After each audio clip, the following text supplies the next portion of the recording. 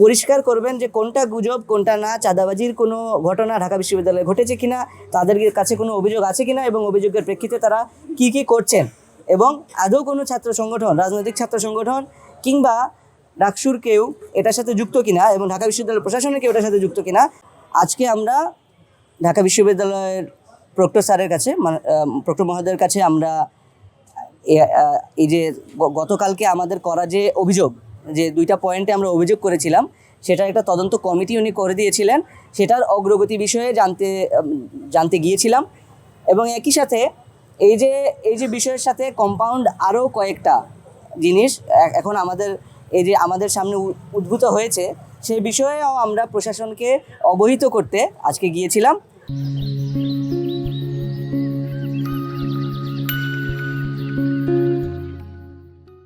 তার মধ্যে একটি হলো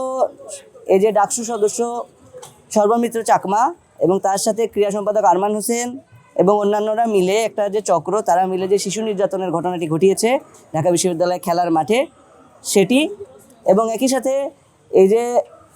জামাতে ইসলামের যে বরগুনা শাখার একজন নেতা, সে ঢাকা বিশ্ববিদ্যালয় এবং ঢাকা বিশ্ববিদ্যালয়ের নারীদের নিয়ে যে কুরুচিপূর্ণ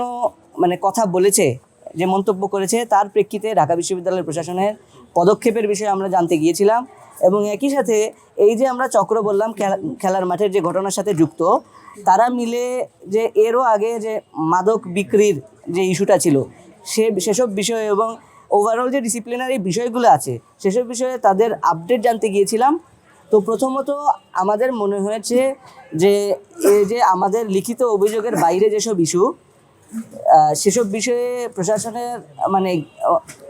প্রশাসনের জানাশোনার অভাব থাকায় আমরা লিখিতও কিছু জিনিস দিয়ে এসেছি যে এর সাথে অতিরিক্ত আর কে যুক্ত। এক্ষেত্রে ঢাকা বিশ্ববিদ্যালয়ের প্রশাসন থেকে আমাদেরকে বলা হয়েছে, প্রক্টর মহোদয় আমাদেরকে বলেছেন যে সর্বমিত্র চাকমার যে ইস্যুটা, তার যে মানবাধিকার লঙ্ঘন, শিশু অধিকার লঙ্ঘন, সেটার সাথে যুক্ত, তাকে অলরেডি শোকজ দেওয়া হয়েছে বিশ্ববিদ্যালয়ের প্রশাসনের পক্ষ থেকে এবং সেটার প্রক্রিয়া অনুসারে চলছে। এবং একই সাথে আমাদের যে অভিযোগ, সেটাও প্রক্রিয়া অনুসারে চলছে। সেটার বিষয়ে প্রশাসন থেকে এটা ডিসিপ্লিনারি বডি যেটা আছে বিশ্ববিদ্যালয়, সেটা বরাবর তদন্ত রিপোর্ট প্রেরণ করা হবে। তো আমরা তাদেরকে এটা অনুরোধ করেছি যে 2টি ক্ষেত্রেই এবং এইসব সকল ক্ষেত্রেই যেহেতু একটা গুজব এবং অপপ্রচারের মহল রটে আছে, সেখানে তারা অত্যন্ত স্পষ্টভাবে আপনারা সাংবাদিক যে আমাদের সাংবাদিক বৃন্দ আছে সম্মানিত, তাদের মাধ্যমে এসব বিষয়ে পরিষ্কার করবেন যে কোনটা গুজব কোনটা না, চাঁদাবাজির কোনো ঘটনা ঢাকা বিশ্ববিদ্যালয়ে ঘটেছে কিনা, তাদের কাছে কোনো অভিযোগ আছে কিনা এবং অভিযোগের প্রেক্ষিতে তারা কি কি করছেন, এবং আদৌ কোনো ছাত্র সংগঠন, রাজনৈতিক ছাত্র সংগঠন কিংবা ডাকসুর কেউ এটার সাথে যুক্ত কিনা এবং ঢাকা বিশ্ববিদ্যালয়ের প্রশাসনের কেউ এটার সাথে যুক্ত কিনা, সেটা অন্তত যেন আপনাদের সামনে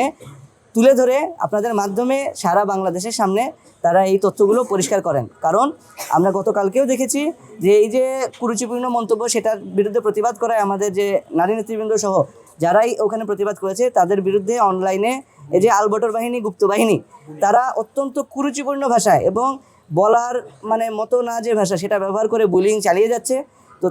আমরা প্রশাসনকে তাই এটা আহ্বান করেছি যে আপনাদের মাধ্যমে যেন সারা বাংলাদেশের কাছে, সারা বিশ্বের কাছে এটা পরিষ্কার করে দেয় যে ঢাকা বিশ্ববিদ্যালয়ের শিক্ষার্থীরা কতটুকু সচেতন, কতটুকু নয়, তাদের কতটুকু গাফিলতি আছে এবং প্রশাসনের কতটুকু গাফিলতি আছে এবং প্রশাসন এসব বিষয়ে কী কী করছে। ধন্যবাদ সবাইকে।